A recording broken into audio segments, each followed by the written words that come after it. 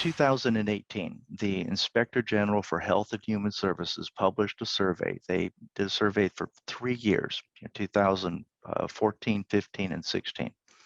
And they found that in each and every year, more than half of the participants of a Medicare Advantage plan were denied necessary medical services by the insurance company. These are services they would have automatically had they just had original Medicare. Right.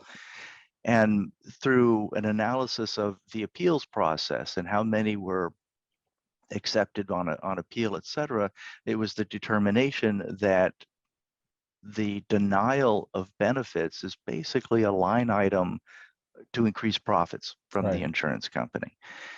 There's a lawsuit, I think it was in California. The gentleman was denied particular service, and it came out the person who was in charge of making that determination for the insurance company had admitted in their X number of years with the insurance company, they never even looked at the medical records.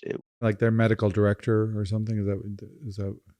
It was a medical director. The person was not really a medical director. I don't believe they were a doctor. I see. Okay. And so they were just the person who was in charge of making the decision on what is or isn't covered. And, doctors have told me too, they get very frustrated with it because a lot of times the people denying coverage don't know anything about the condition.